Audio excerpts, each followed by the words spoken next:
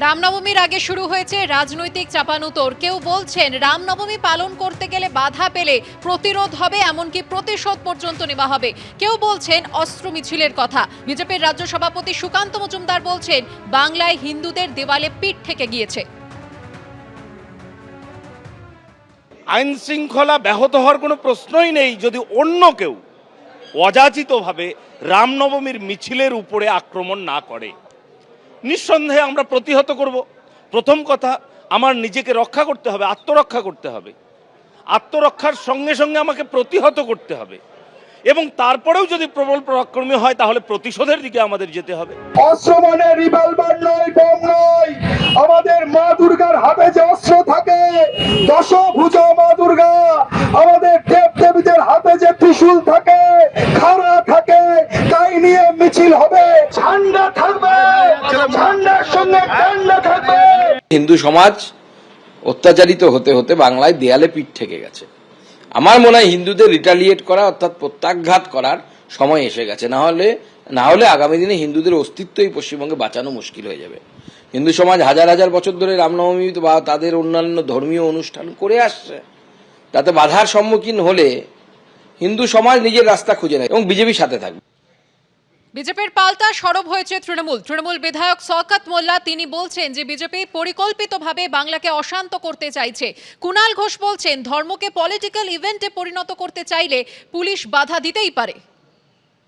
আমাদের প্রিয় মুখ্যমন্ত্রী বলেন ধর্ম যার যার উৎসব সবার। ধর্মকে নিয়ে যারা রাজনীতি করে তারা হলো কাপুরুষ, এবং এবারেও আমাকে ওরা ইনভাইট করেছে যে এই মিটিংয়ে এই মিছিলে অংশগ্রহণ করার জন্য উপস্থিত থাকবে। আমি চেষ্টা করব।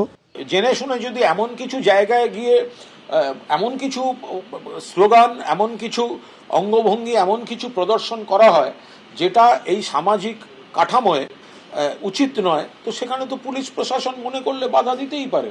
এখন ধর্মকে নিয়ে যারা রাজনীতির ব্যবসা করতে নেমেছেন, তারা সেই রাজনীতির ব্যবসা করতে গিয়ে যদি ধর্মর আচার পালনের অগ্রাধিকার থেকে সরে গিয়ে তারা যদি পলিটিক্যাল ইস্যু, পলিটিক্যাল ইভেন্ট তৈরি করতে চান, তো তাহলে তো পুলিশ প্রশাসন কেন বাধা দেবে না? দেবে।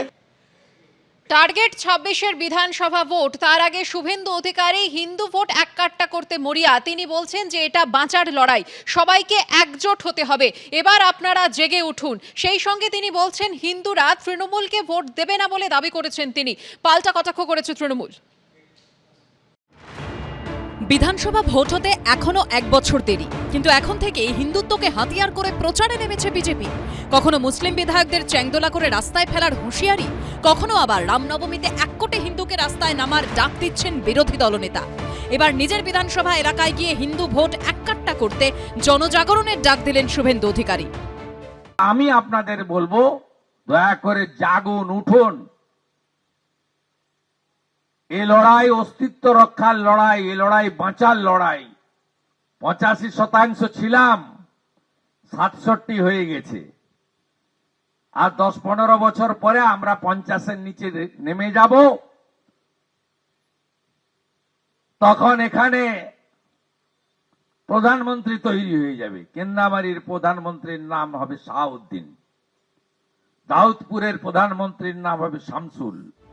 ধর্ম, হিন্দু মুসলমান, মন্দির মসজিদ, 26-এর বিধানসভা ভোটের আগে কার্যত বঙ্গ রাজনীতির অঙ্গ হয়ে দাঁড়িয়েছে এই শব্দগুলো।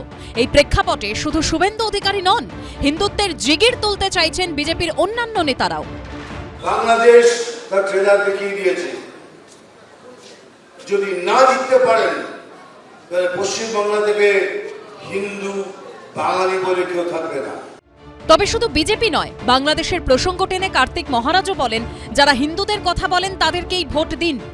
পশ্চিমবাংলার হিন্দুদের কাছে অনুরোধ করব, নিবেদন করব যে আপনারা এবারে চিন্তা ভাবনা করুন।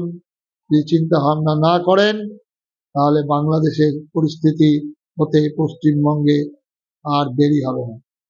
তাই আমি সন্ন্যাসী হিসাবে যারা আমার সমাজের কথা বলবেন, যারা আমার ধর্মের কথা বলবেন, যারা দেশকে সুরক্ষার দায়িত্ব দেবেন, তাদেরকে ভোট দেওয়ার জন্য আবেদন করব। এদিন নন্দীগ্রামে দাঁড়িয়ে 26-এর ভোট নিয়ে রীতিমতো ভবিষ্যৎবাণীও করেন বিরোধী দলনেতা। কোনো হিন্দু লোক তৃণমূলকে ভোট দেবে না। মোথাবাড়ি দেখার পরে, নওদা দেখার পরে কোনো হিন্দু লোক মমতাকে ভোট দিবে না, আমি আপনাকে লিখে দিলাম। তৃণমূলে যারা আছে চাকরি বাঁচানোর জন্য তারাও ভোট দিবে না। শুভেন্দু অধিকারীর হিন্দুত্ব প্রচারকে বেত্তে ছাড়েনি তৃণমূল। ওনাকে বলুন ভালো করে চারণ কবি মুকুন্দ দাসের সবকটা গান মুখস্থ করতে, আগামী 20 বছর ধরে এখন ওই গান গাইতে হবে। শুধু ওকে স্পষ্ট করতে হবে, কদিন আগে বলছিলেন ওঠো জাগো তৃণমূলকে ভোট দাও, কদিন আগে বলছিলেন সারা পশ্চিমবাংলা কোথাও লাল ঝান্ডা দেখা না যায়, তখন বলছিলেন তৃণমূলকে ভোট দাও, এখন বলছেন বিজেপিকে ভোট দিতে হবে। লাল ঝান্ডাটাকে মুছে দিতে হবে, তৃণমূলকে ভোট দাও অথবা বিজেপিকে ভোট দাও, তৃণমূল বিজেপি ওই মনোভাবেই চলে। 21 বিধানসভা ভোটে পশ্চিমবঙ্গে অন্যতম প্রধান ইস্যু ছিল দুর্নীতি। এবার 26 ভোটে হিন্দুত্বকে সামনে রেখে কি বাজিমাত করতে পারবে গেরুয়া শিবির? বিজন চক্রবর্তী, অনির্বাণ বিশ্বাস ও সুদীপ্ত চক্রবর্তীর রিপোর্ট, এবিপি আনন্দ।